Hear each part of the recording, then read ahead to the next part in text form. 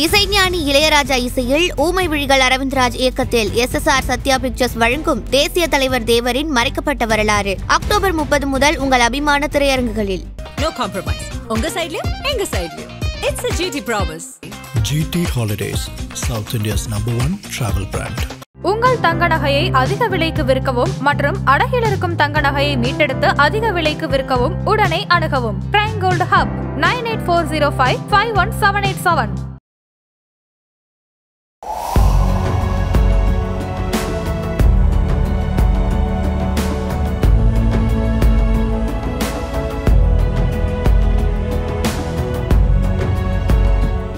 Tender 2 முறை ரத்து செய்யப்பட்டிருக்கிறது. 3வது முறை தான். அதற்கு காரணம் என்னன்னா போதுமான கமிஷன் வரல. அதெல்லாம் பார்க்கணும் அப்படின்னு எதிர்க்கட்சிகள் வைக்கிற குற்றச்சாட்டு. அதே போல தார்பாலின் வாங்குனதுல ஊழல் நடந்திருக்குது. சாக்கு மூட்டைகள் அந்த சாக்கு பை வாங்குனதுல ஊழல் நடந்திருக்கு. எதிர்க்கட்சிகள் சொல்றாங்க. ஒரு நிமிஷம் சார். இந்த ஊழலை பற்றி நேருக்கு நேர் உணவுத்துறை அமைச்சர் காமராஜ் என்னோட விவாதிக்க தயாரா? ஒரு டெண்டர்ல கமிஷன் பேசுறதே தப்பு. 2 முறை ரத்து செய்யப்பட்டிருக்கு டெண்டர். கிடையாது. அப்படினா ஏன் ரத்து செய்யப்பட்டது? சார் 7 முறை நெகோசியேஷன் செய்யப்பட்டது. நான் சொல்றேன் இப்ப 7 முறை நெகோசியேஷன் செய்யப்பட்டது. ஏன் நெகோசியேஷன்? என்ன? எதுக்காக நெகோசியேஷன்? நெகோசியேஷன் நீங்க தெரிஞ்சீங்க. அப்புறம் அது பொதுவெளியில தெரிஞ்சுக்கலாம்.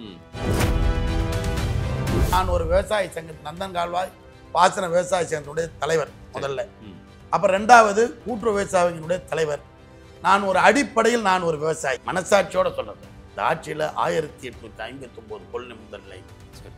அக்டோபர் திறக்க வேண்டியது செப்டம்பர் 30 நாள் திறந்தார். போதுமான நெல் கொள்முதல் நிலையங்கள் இல்லைன்றது தான் குற்றச்சாட்டு. இப்போ 1859 இன்றைய தேதி வரையில் திறக்கப்பட்டிருக்குது.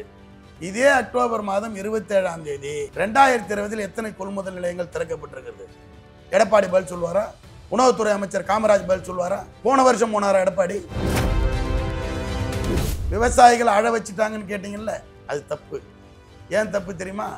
10 ஆண்டுகளில் 10 வருஷத்துல அவர்கள் விவசாயிகளுக்கான மின் இணைப்பு கொடுத்தது 2 லட்சம். ஆனால் 4 ஆண்டுகளில் திராவிட மாடல் நாயகர் தளபதி முதலமைச்சர் மு.க. ஸ்டாலின் கொடுத்திருக்கிற மின் இணைப்பு 1,84,000.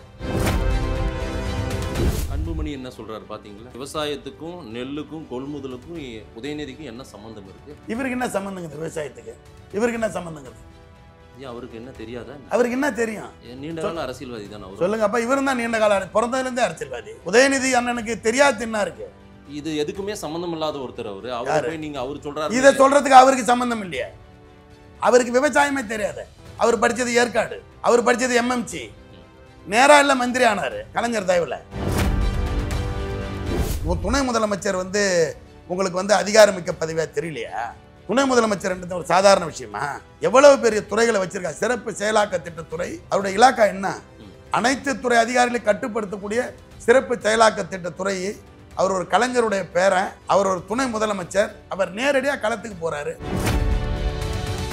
அதன் தமிழர்களுக்கு வணக்கம். பல்வேறு துறைகளில் ஆக சிறந்த ஆளுமைகளை சந்தித்து நாம் நேர்காணல் எடுத்து வருகிறோம். அந்த வகையில் மீண்டும் நம்மோடு இணைந்திருக்கிறார் மாநில விவசாய தொழிலாளர் அணியினுடைய செயலாளரும் விக்கிரவாண்டி தொகுதியினுடைய திமுகவின் சட்டமன்ற உறுப்பினர் அண்ணன் அன்னியூர் சிவா அவர்கள். அவரிடம் கேட்பதற்கு நிறைய இருக்கின்ற வாரங்களோடமே கேட்போம். வணக்கம் அண்ணே. வணக்கம். எப்படி இருக்கீங்க? நல்லா இருக்கு. நல்லதுங்கண்ணே. விவசாய தொழிலாளர் அணியினுடைய செயலாளர் நீங்க. அதனாலதான் விவசாயிகள்லாம் கண்ணீர் வடித்து கொண்டிருப்பதாக திரு எடப்பாடி பழனிசாமி அவர்கள் தஞ்சாவூர்ல இந்த நெல் விவசாயிகள் நெல் கொள்முதல் தாமதம் ஏற்பட்டு விட்டது இந்த அரசாங்கத்தில். அதனால எல்லாம் நெல்மணிகள்லாம் அப்படியே மூட்டையிலே விளைந்து போனதையெல்லாம் அந்த காட்சிப்படுத்தினதையெல்லாம் அவர் எடுத்து போட்டு சிஎம் இதெல்லாம் கண்டுக்கல அப்படின்னு எல்லாம் சொல்லியிருக்காரு. விவசாயிகள் உண்மையிலேயே துயரத்தில் தான் இருக்காங்க. ஏன் அவங்களை அழுக விட்டீங்க இந்த அரசாங்கம்? இந்த கேள்வியே முதல்ல தப்பு. நாங்கள் விவசாயி அழுக விடலை. விவசாயிகளுடைய வாழ்வு சிறப்பதற்காக ஒரு ஆட்சியை நடத்தி கொண்டு வருகிறார் திராவிட மாடல் நாயகர் தளபதி அவர்கள். தமிழ்நாட்டில் முதலாக விவசாயிகளுக்கு என்று தனி நிதிநிலை அறிக்கையை தாக்கல் செய்து தொடர்ந்து 4 ஆண்டுகளுக்காக வேளாண்மை ஊக்குவித்து வருவர் தான் நம்முடைய தமிழகத்துடைய முதலமைச்சர். ஏதோ இன்னைக்கு எதிர்கட்சி தலைவர் ஒரு 4 வருஷம் போகாத இருந்த டெல்டாவுக்கு இன்னைக்கு போய் தீபாவளி அப்போ யாரும் எதிர்பாராத விதமாக மழை பெய்து களங்களிலே இருந்த நெல்லும் அடுக்கி வைத்த மூட்டைகளில் சிலது முளைத்ததை ஏதோ விவசாயிகளுக்காக கண்ணீர் வடிப்பதை போல அவர் ஒரு தோற்றத்தை ஏற்படுத்தி அவர் கொடுத்த பேட்டியை நீங்கள் ஒரு கேள்வியாக கேட்பது எந்த விதத்தில் நியாயம்? இல்ல, நெல் கொள்முதல் நிலையங்கள்லயே போய் அந்த மூட்டைகள்ல நெல் வந்து அப்படியே முளைச்சிருக்கிறத தான் எடுத்து காட்டியிருக்காரு. அதாவதுங்க, வேற எதுவும் புதுசா அவர் எதுவும் எல்லாம் ரெடி பண்ண ஒரு செட்டிங் மாதிரி இருக்கிற இடத்துல எல்லாம் போய் அப்படி பண்ணல. அதாவது அவரை நான் செட்டிங் பண்ணாருன்னே சொல்லலையே.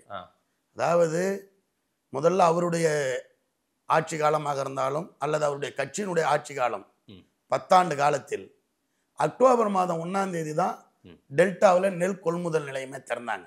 திமுக ஆட்சியில் எவ்வளவு திறக்கப்பட்டதுன்னு முதல்ல மக்களுக்கு தெரியும், டெல்டா மாவட்ட விவசாயிகளுக்கு தெரியும், உங்களுக்கே தெரியும். போதுமான நெல் கொள்முதல் நிலையங்கள் இல்லைன்றதுதான் குற்றச்சாட்டு. இப்போ 1859 இன்றைய தேதி வரையில் திறக்கப்பட்டிருக்குது. இதே அக்டோபர் மாதம் 27ஆம் தேதி 2020 எத்தனை கொள்முதல் நிலையங்கள் திறக்கப்பட்டிருக்கிறது? எடப்பாடி பதில் சொல்வாரா? உணவுத்துறை அமைச்சர் காமராஜ் பதில் சொல்வாரா? போன வருஷம் போனாரா எடப்பாடி? அதுக்கு முதல் வருஷம் போனாரா? இப்ப தேர்தல் வருது, இந்த தேர்தலுக்காக ஓட்டு அரசியலுக்காக டெல்டாவை நோக்கி போறார். டெல்டாவுக்கு எந்த காலத்திலும் அவர்கள் வெற்றி பெற்றது கிடையாது. அங்கொன்னும் இங்கொன்னுமா அதிமுக வெற்றி பெற்ற தொகுதி அந்த கிட்டத்தட்ட 48 தொகுதி டெல்டாவில், அது அத்தனையும் திமுக வென்றெடுத்த தொகுதி. காரணம், டெல்டாவினுடைய மகன் தான் இன்றைய முதலமைச்சர். ஒரு விஷயம் நான் சொல்றேன், நீங்க புரிஞ்சுக்கங்க. விவசாயிகள் அழ வச்சுட்டாங்கன்னு கேட்டீங்கல்ல, அது தப்பு. ஏன் தப்பு தெரியுமா? 10 ஆண்டுகளில் 10 வருஷத்துல அவர்கள் விவசாயிகளுக்கான மின் இணைப்பு கொடுத்தது 2 லட்சம். ஆனால் 4 ஆண்டுகளில் திராவிட மாடல் நாயகர் தளபதி முதலமைச்சர் மு.க. ஸ்டாலின் கொடுத்திருக்கிற மின் இணைப்பு 1,84,000. யாரு விவசாயிகளுக்கு? எந்த ஆட்சி விவசாயிகளுக்கு? 67ல இருந்து மாறி மாறி ஆட்சியில் இருக்கீங்க. நான் அதாவது அடிப்படையான ஒரு கேள்வின, ஒரு கட்டுமான பணியே உங்களால இன்னுமே ஒரு நிவர்த்தி பண்ண முடியல. தேவையான கொள்முதல் நிலையங்களையே நம்மளால வந்து இன்னும் சரிவர உருவாக்கப்படவில்லை. நீங்க சொன்னீங்க 1000 சொச்சம் கொள்முதல் நிலையங்கள் அதிகமாக்கப்பட்டிருக்குன்றீங்க. ஆனாலுமே போதுமான கொள்முதல் நிலையங்கள் இல்லைன்ற பிரச்சனை வருடம் இருந்து கொண்டே தான் இருக்குது.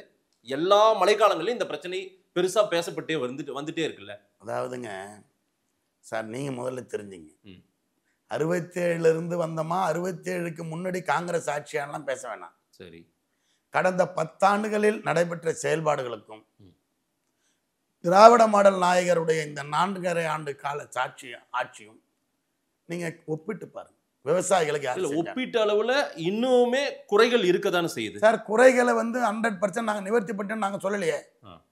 குறைகள் இருக்கும். நான் சொல்றதை கேட்டுங்க ஒரு விஷயம். அதாவது இந்த எடப்பாடி யாருடைய தலைமை ஏற்றிருந்தாரோ அந்த அம்மையார் ஆட்சியில் இருந்தபோது 1999ஆம் ஆண்டு முத்தமிழறிஞர் முன்னாள் முதல்வர் தலைவர் கலைஞர் அவர்களால் 1989ஆம் ஆண்டு அனைத்து விவசாயிகளுக்கும் இலவச மின்சாரம் வழங்கிய திட்டத்தை 91ஆம் ஆண்டு ரத்து செய்தார். நானும் விவசாயினார், அதை அவர் மறுக்க முடியாது. தமிழகம் எங்கும் விவசாயிகள் போராட்டம் பண்ணாங்க. அப்பதான் நான் கூட கலைஞர் டிவியில் பேட்டி கொடுக்குறப்ப சொன்னேன், விழுப்புரம் தேசிய நெடுஞ்சாலை, திருச்சி தேசிய நெடுஞ்சாலை, அப்போல்லாம் புறவழிச்சாலை கிடையாது. சரி, 4 முனை சந்திப்பு ஆஸ்பத்திரி அருகில் சாலை மறியல் அன்றைய திமுகவுடைய விவசாய அணி செயலாளர் முன்னாள் அமைச்சர் அண்ணன் பொன்முடி தலைமையில் நாங்கள்லாம் சாலை மறியல் செய்து அன்றைக்கு எஸ்பி கோபாலகிருஷ்ணன் அவர் லெட்டி சார்ஜ் பண்ணி எனக்கெல்லாம் கழுத்தில் அடிபட்டு ரத்தத்தோட பல பேர் மண்டை உடைச்சி போலீஸ் காவலில் கேப்பர் கோர கடலூர் மத்திய சிறைச்சாலையில் இருந்தோம். அந்த பாராட்டு விழா கூட்டத்தில் எனக்கு சால்வை போட்டது தான் தலைவர் கலைஞர் அவர்கள் போட்ட துண்டு. அது நாங்கள் தான் தொடர்ந்து திமுக போராட்டம் பண்ணிட்டு இருக்கு.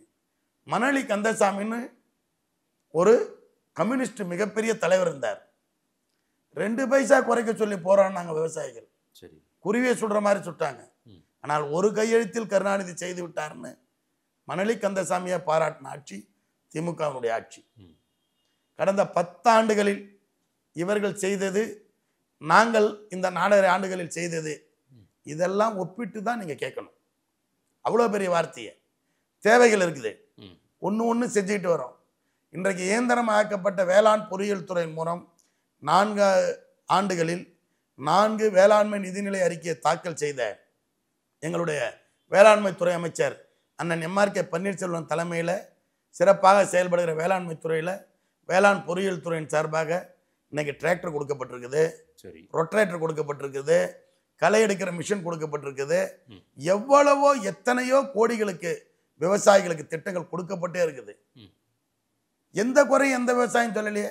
இல்லைண்ணே, இது அரசியலுக்காக சொல்லப்படுகிற குறை. இல்லைண்ணே, நீங்க திமுக எம்எல்ஏவாகவும் திமுக கட்சிக்காரரை விட விவசாயிகள் நலன்ல அந்த அக்கறை உங்களுக்கு வேணும். ஏன்னா அந்த அணியுடைய செயலாளர் நீங்க வந்து விவசாயிகள் சங்கம் நிறைய பேர் கோரிக்கை வச்சுட்டே இருக்காங்கல்ல, இது சிக்கலாக போகுது, பிரச்சனையாக போகுது, மழை வெள்ளத்தால் பாதிக்கப்பட போகுதுன்னு கடந்த 10 நாட்கள் 15 நாட்களா தீபாவளிக்கு முன்பு இருந்து பேசியிருந்தாங்களா இல்லையா?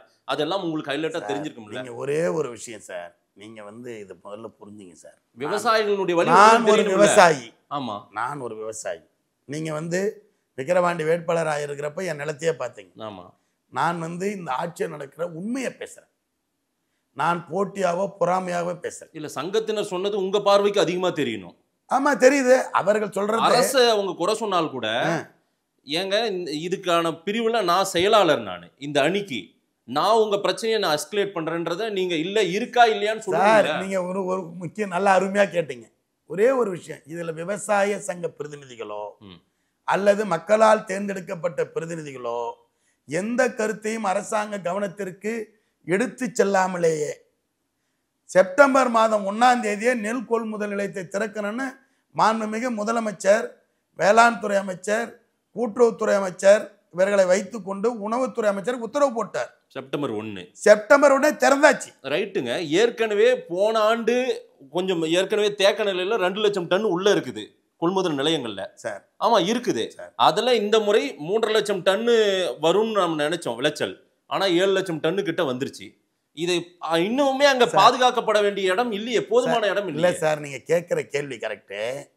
நீங்க வந்து 7.5 லட்சம் டன் வந்துருச்சுன்னீங்கல்ல, வந்துருச்சு. விளைச்சல் அதிகமா இருக்கு இந்த வருஷம். ரெண்டு விஷயத்தை பொறுமையா கேளுங்க. மாண்புமிகு திராவிட மாடல் நாயகர் எங்களுடைய தலைவர் தமிழகத்துடைய முதலமைச்சர் 4 ஆண்டுகளாக ஜூன் மாதம் 12ஆம் தேதி தண்ணி திறக்கிறார். சரி. சன்ன நகரத்துக்கு ஒரு குவிண்டாலுக்கு 2500 ரூபா ஊக்கத்தொகை. அதுதான் இந்த விளைச்சல் பெருகின்ற காரணம். 3.5 லட்சம் ஏக்கரா இருந்தது 6.25 லட்சம் ஏக்கர். பெருகினதுக்கு காரணம் நீங்களே. ஆமா.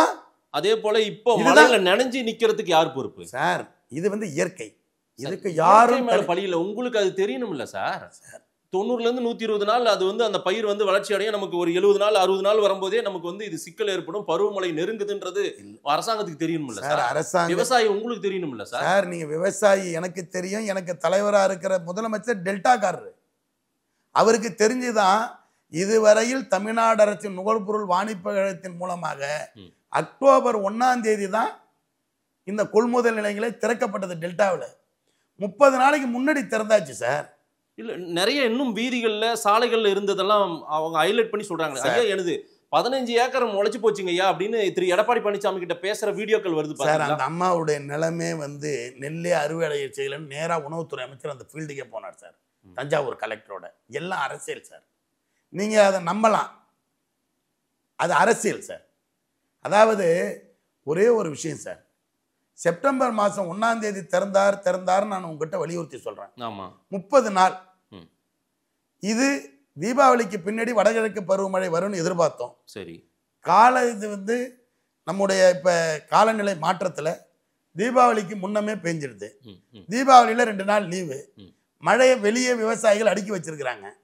கிட்டத்தட்ட பாத்தீங்கன்னா 6.25 லட்சம் டன்னு சாக்குக்கு டெண்டர் விட்டுருக்காங்க. 15.71 சணல் பேக்கேஜ் அது இருக்கு. கிட்டத்தட்ட 34,000 தார்பாய் தமிழ்நாடு நுகர்பொருள் வாணிப கழகத்துடைய கட்டுப்பாட்டில் இருக்கு. 5 ஜெனரல் மேனேஜர், 9 மேனேஜர், இப்படி போட்டு அவங்க தலைமையில் 9 குழுக்கள் இருக்காங்க. டிஎன்சிஎஸ்சி தமிழ்நாடு நுகர்பொருள் வாணிப கழகத்துடைய மேலாண்மை இயக்குனர் அண்ணாதுரை ஐஏஎஸ் ஒரு டெல்டாக்காரரு. தஞ்சாவூர்லேயே தங்கி இருக்கிறாரு.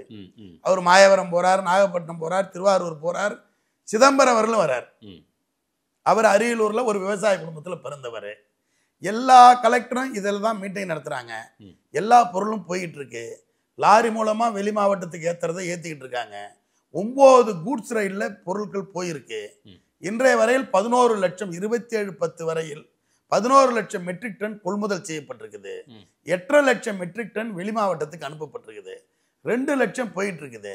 வாய் புளிச்சுதோ மாங்காய் புளிச்சுதோன்னு மேடையில் பேசிடலாம். செயல்பாடுல என்ன குறைன்னு தான் பார்க்கணும். இல்ல, இந்த முறை கொள்முதல் தாமதம் ஏற்பட்டதுக்கு பல காரணங்களை எதிர்க்கட்சிகள் குற்றச்சாட்டு அடுக்குறாங்க. என்னது? டெண்டர் 2 முறை ரத்து செய்யப்பட்டிருக்கிறது, 3வது முறை தான். அதற்கு காரணம் என்னன்னா போதுமான கமிஷன் வரல, அதெல்லாம் பார்க்கணும் அப்படின்னு எதிர்க்கட்சிகள் வைக்கிற குற்றச்சாட்டு. அதே போல தார்பாலின் வாங்கினதுல ஊழல் நடந்திருக்குது. சாக்கு மூட்டைகள் அந்த சாக்கு பை வாங்கினதுல ஊழல் நடந்திருக்கு, எதிர்க்கட்சிகள் சொல்றாங்க. ஒரு நிமிஷம் சார், இந்த ஊழலை பற்றி நேருக்கு நேர் உணவுத்துறை அமைச்சர் காமராஜ் என்னோட விவாதிக்க தயாரா? முன்னாள் அமைச்சர். ஆமா, அவருக்கு தான் தெரியும். ஏன்னா அவரு முன்னாள் உணவுத்துறை அமைச்சர் காமராஜ் நேருக்கு நேர் என்னோட விவாதிக்க தயாரா? ஒரு டெண்டர்ல கமிஷன் பேசுறதே தப்பு. 2 முறை ரத்து செய்யப்பட்டிருக்கு டெண்டர். கிடையாது. அப்படின்னா ஏன் ரத்து செய்யப்பட்டது? சார் 7 முறை நெகோசியேஷன் செய்யப்பட்டது. நான் சொல்றேன், இப்ப 7 முறை நெகோசியேஷன் செய்யப்பட்டது. ஏன் நெகோசியேஷன்? என்ன, எதுக்காக நெகோசியேஷன்? நெகோசியேஷன் நீங்க தெரிஞ்சீங்க, அப்புறம் அதை பொதுவெளியில தெரிஞ்சுக்கலாம். நெகோசியேஷன் என்பது ஒப்பந்தக்காரர் அந்த ஒப்பந்தத்தை போடுகிற பொழுது குறிப்பிட்ட தொகை வெளி மார்க்கெட்டுக்கும் மற்ற மாநிலத்துக்கும் ஒப்பிட்டு பார்க்கிறப்ப அதிகமா இருந்தா உங்களுக்கு கொடுக்க முடியாதுன்னு சொன்ன பிறகு அவங்க குறைச்சு கொடுக்கறது. வெளி மார்க்கெட்டுக்காகவா இல்ல நம்ம மார்க்கெட்டுக்காகவான்றத கூட எதிர்க்கட்சிகள் வைக்கிறத கேள்வியா வைக்கிறேன். நான் தான் சொல்லிட்டேன்ல, நான் சொல்றது உண்மையா உள்வாங்க. இது வெளி மார்க்கெட்ல இருக்கக்கூடிய விலைவாசிக்கும் வெளிமாநில விலைவாசிக்கும் ஒத்து வராத தொகையை ஒப்பந்ததாரர் குறிப்பிட்டிருந்தால் அவரை நேரில் அழைத்து, நீங்கள் L1 வந்திருக்கீங்க, L2 இவ்வளோ போட்டிருக்காங்க, L3 இவ்வளோ போட்டிருக்காங்க, நீங்கள் போட்டது அதை விட இவ்வளோ கம்மி, ஆனாலும் வெளி மார்க்கெட்டை விட நீங்கள் இவ்வளோ அதிகமாக போட்டுறீங்க, இதை ரத்து செய்ய போகிறோன்னு சொன்னால் அவங்க திரும்ப குறைச்சி கொடுக்குறது. அது பேர் தான் நெகோசியேஷன். சம்பந்தப்பட்ட ஒப்பந்ததாரர் குறைச்சி கொடுக்குறது. அப்படி குறைக்கப்பட்ட சதவீதம் எவ்வளவு தெரியுங்களா? 35% மேல். இதுல எப்படி சார் ஊழல் நடக்கும்? இல்ல, அந்த தாமதமே ஏதோ ஒரு கமிஷனுக்காக நடந்த தாமதம். சார், நான் சொல்றதை நீங்க தயவு செய்து உள்வாங்கிங்க. புரிஞ்சிங்கன்ற வார்த்தையை பயன்படுத்தக்கூடாது. நீங்க பத்திரிகையாளர், உள்வாங்கிங்க. ஒரு ஒப்பந்தம் டெண்டர் வச்ச தேதியிலிருந்து 7 முறை ஒரு ஒப்பந்தக்காரரை கூப்பிட்டு நெகோசியேஷன் பண்ண ஒரு டெண்டர் கன்ஃபர்மேஷன்ல எந்த இடத்துல தப்பு நடக்கும்? 35% குறிப்பிட்ட விலையிலிருந்து கம்மியாக வாங்கியிருக்கு தமிழக அரசாங்கம். தமிழ்நாடு நுகர்பொருள் வாணிப கழகத்தை 1971 மாண்புமிகு மறைந்த முதல்வர் முத்தமிழறிஞர் கலைஞர் தான் ஆரம்பிச்சார். ஒன்றும் இல்லை சார், நீங்க பாத்துங்க, உங்களுக்கு எல்லா விவரமும் தெரியும். இல்லைன்னா டெண்டர் பிட்டிங் அது முறையே நடந்து கிளியர் ஆயிருந்தா வேகமா துரித பணிகளா நடந்து கொள்முதல் நடந்திருக்குமேன்றது தான் சார். இதுக்கும் டெண்டருக்கும் கொள்முதலுக்கும் உங்களை போட்டு குழப்பறாங்க. கொள்முதல் நிலையங்கள் திறக்கப்படுறதுக்கும் டெண்டருக்கும் சம்பந்தம் இல்லை. Tender only transport. புரியுதுங்களா? சரி. டெண்டர் வைக்கிறது வந்து மூவ்மெண்ட்டுக்கு தான் வைக்கிறாங்க. ஓகே. அந்தக்கும் கொள்முதல் நிலையத்துக்கும் சம்பந்தம் இல்லை. அக்டோபர் 1 கடந்த ஆட்சிகளில் திறந்த கொள்முதல் நிலையத்தை மாண்புமிகு தமிழக முதல்வர் செப்டம்பர் 1 திறக்க சொல்லிட்டார். அரசியலுக்காக முன்னாள் அமைச்சர் காமராஜ் இதை அரசியல் செய்கிறார். இதை எதிர்கட்சி தலைவர் எடப்பாடி பழனிசாமி தேர்தல் வருது என்பதற்காக இந்த ஆண்டு டெல்டாவில் போய் கையில நெல் அள்ளி காமிக்கிறார். இல்ல, அவர் காட்டினது தீபாவளிக்கு முந்தைய நாட்களுக்கு ஒரு 2-3 நாளைக்கு முன்னாடி. கரெக்டுங்களா? 21 செப்டம்பர் 1 எங்க இருக்கு, அக்டோபர் எங்க இருக்குது?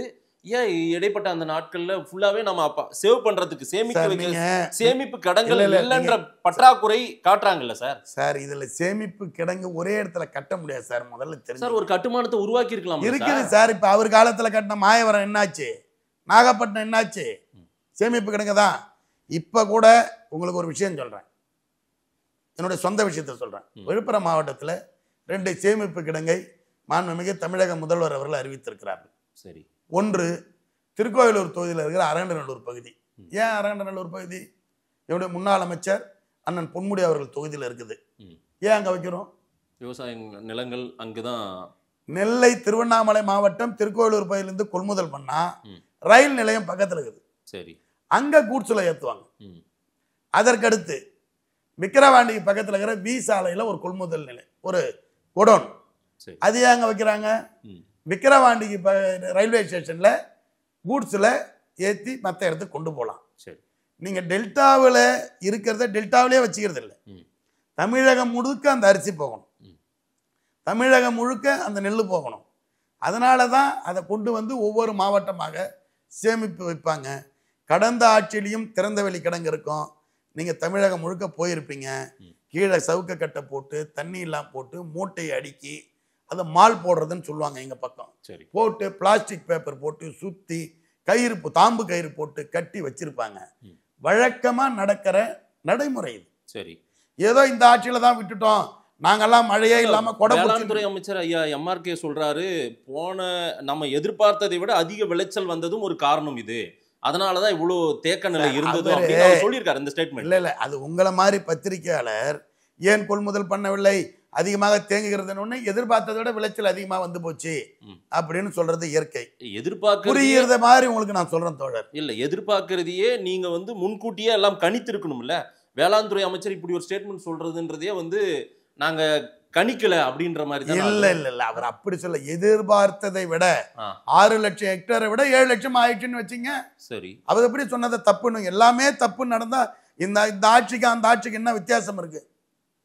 கடந்த நீங்க சொன்னீங்கல்ல டெண்டரை பத்தி, கடந்த 10 ஆண்டுகளில் இதே டெண்டர்ல எவ்வளவு நடந்தது, இந்த 4 ஆண்டுகளில் டிஎன்சிசியினுடைய டெண்டர்ல எவ்வளவு நடந்ததுன்னு பேசலாமா? 2 ஆட்சியிலுமே டெண்டர்ல ஏகப்பட்ட முறைகேடுகள் நடக்குது. இதுக்கு வந்து சரியான ஒரு கட்டமைப்பே இல்லாத வச்சு தான் 2 கவர்மெண்ட்னே சொல்லிட்டாங்க. நான் வந்து ஏடிஎம்கேவும் சொல்லிட்டாங்க. இல்ல நான் சொல்றேங்க, நான் அந்த அரசியல்லாம் அப்புறம் பேசிக்கலாம்.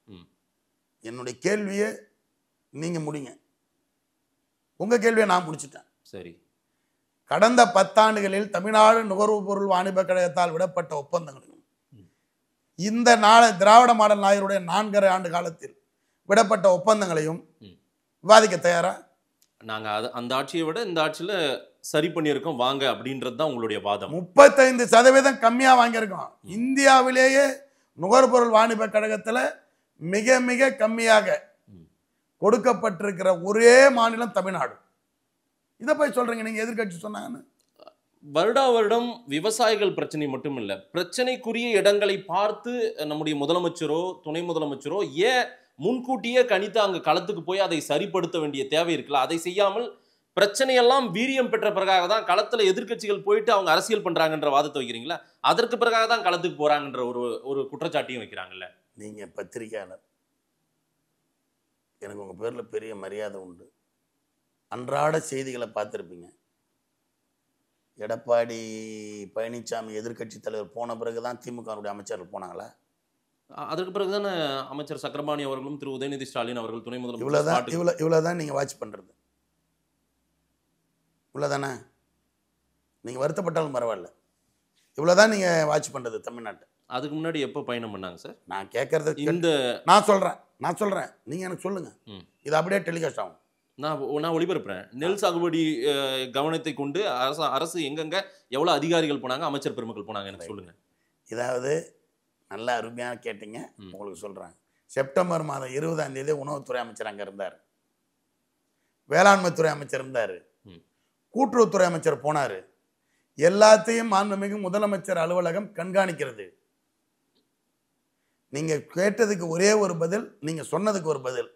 எடப்பாடி எதிர்கட்சி தலைவர் எடப்பாடி பழனிசாமி போனதுக்கு முன்னாடி மாண்புமிகு துணை முதலமைச்சர் போனார். அவர் எதுக்கு போனார்னா, எல்லாத்தையும் ஆய்வு செய்து எத்தனை மூட்டை டிரான்ஸ்போர்ட் வெளியாகுது, எவ்வளவு குடோன் இருக்கிறது நேரடி ஆய்வு மாவட்ட ஆட்சித்தலைவர், மேலாண்மை இயக்குனர், நுகர்பொருள் வாணிப கழகம், அந்த உள்ளூர் மந்திரி, அங்கே இருக்கக்கூடிய மக்கள் பிரதிநிதிகள், விவசாய பிரதிநிதிகளை சந்திச்சார். சரி. ஆனால் அதற்கு முன்னாடி 1 மாதத்துக்கு முன்னாடியே திண்டுக்கல்ல துணை முதலமைச்சர் இருந்த அன்னைக்கு மறுநாள் தஞ்சாவூர்ல உணவுத்துறை அமைச்சர் இருந்தார். சிஎம் போனாரா? யாரு சிஎம் போனார் சார்? துணை முதலமைச்சர் equal to CM sir. Right sir. இல்ல சிஎம் இந்த மாதிரி இடத்துக்கு களத்துக்கு ஏன் போகாம சினிமா ரிவ்யூ பண்ணிட்டு இருக்காருன்ற ஒரு குற்றச்சாட்டு இபிஎஸ் சொல்றாரு சார். எதிர்கட்சி தலைவர் சொல்றாரு, நம்ம எதுக்கு சிஎம் ஆயிருக்கோம்னே தெரியாம அவர் இருக்காரு. யார் தெரியுமா அவர் யார் தெரியுமா? யார சொல்றீங்க? எதிர்கட்சி தலைவர், முன்னாள் முதலமைச்சர். அதான் யாரு தெரியுமா? அதான் தெரியும். அதான் நான் சொல்றேன். துப்பாக்கி சூடு தூத்துக்குடியில் நடந்தப்ப டிவியை பார்த்து தெரிஞ்சேன்னு சொன்ன முதலமைச்சர். அவருடைய முதலமைச்சருடைய பணி என்பது அந்தந்த துறைகளுக்கு அமைச்சரை போட்டு கண்காணிச்சு செயல்படுத்தக்கூடியவர் தான் முதலமைச்சர்.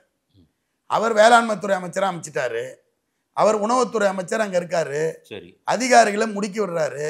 இந்த சம்பவத்தை கேள்விப்பட்ட உடனே துணை முதலமைச்சரை போயிட்டு நீங்க நேரடி கலை ஆய்வு பண்ணுங்கன்றாரு. துணை முதலமைச்சர் வந்து உங்களுக்கு வந்து அதிகாரமிக்க பதவியாக தெரியலையா? துணை முதலமைச்சர் ஒரு சாதாரண விஷயமா?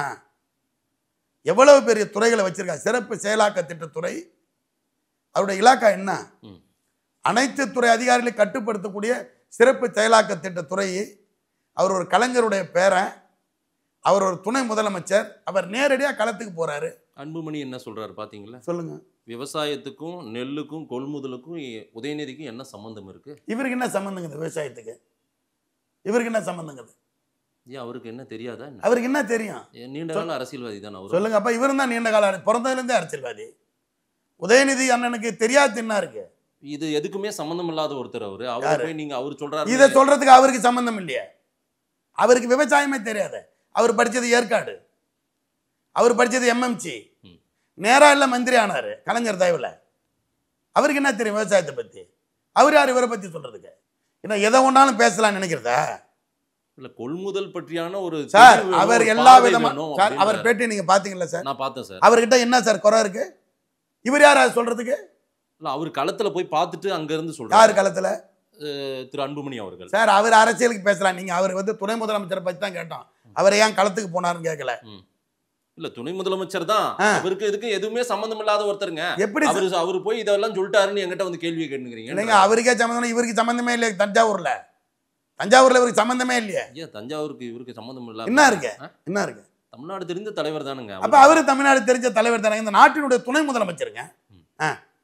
இந்த நாட்டினுடைய துணை முதலமைச்சர். சொல்லுங்க. முதலமைச்சர் வந்து தூய்மை பணியாளர் பிரச்சனையா அங்க போயிட்டு கூலி படம் பார்த்துட்டு இருக்காரு. அங்க போராட்டம் வெடிக்குது, அங்க போறது மாட்டேன்றாரு. அதே போல இங்க வந்து விவசாயிகள்லாம் வந்து நெல்மணிகள் விளைந்து போயிடுச்சு, மூட்டை மூட்டையா எல்லாம் வந்து வீணா போயிடுச்சுன்னு கண்ணீர் விட்டுட்டு இருக்காங்க. இந்த நேரத்தில் போயிட்டு பைசன் படம் பார்த்துட்டு இருக்காரு, அதுக்கு ரிவ்யூ சொல்லிட்டு இருக்காரு. சீஃப் மினிஸ்டர் எதை செய்யணுமோ அதை செய்யாம இதெல்லாம் செஞ்சுட்டு இருக்காரு. விவசாயிகளையும் கண்ணீரில் தத்தளிக்க விட்டாங்களேன்றாரு. யார் சொன்னது? எடப்பாடி பழனிசாமி அவர்கள். அதான் சார் அவர் சொன்ன துப்பாக்கி சூடு நடந்ததே டிவியில பார்த்து நம்ம பதிலுக்கு பதில் இது இல்லைங்க. அப்புறம் தான் நான் சொல்லிட்டேன், எல்லா நடவடிக்கையும் எடுக்கப்பட்டிருக்குது 100%. நான் ஒரு விவசாய சங்க, நந்தன் கால்வாய் பாசன விவசாய சங்கத்தினுடைய தலைவர் முதல்ல. அப்புறம் 2வது கூட்டுறவு விவசாயிகளுடைய தலைவர். நான் ஒரு அடிப்படையில் நான் ஒரு விவசாயி. நான் சொல்றேன் சார், மனசாட்சியோட சொல்றேன் சார். இந்த ஆட்சியில் 1859 கொள்முதல் நிலையங்கள். சரி, அக்டோபர் திறக்க வேண்டியது செப்டம்பர் 30 நாள் திறந்தார். யாரும் எதிர்பாராத விதமாக இயற்கை இப்படி பெய்யும் என்பதே கணிக்க முடியாத அளவுக்கு. சரி, புரியுதுங்களா? நாம் இந்த கால நிலை மாற்றத்தில் மழை பெஞ்சிச்சு, பாதிக்கப்பட்டார்கள் விவசாயிகள். அது கொஞ்சம் நாற்று முளைச்சதை ஒத்துக்கிறோம். ஆனால் எதுவுமே செய்யலை அப்படின்னா எப்படி நியாயம்? இது தேர்தலுக்கான பேச்சு தானே. சரி, வாக்கு வங்கி அரசியல் தானே.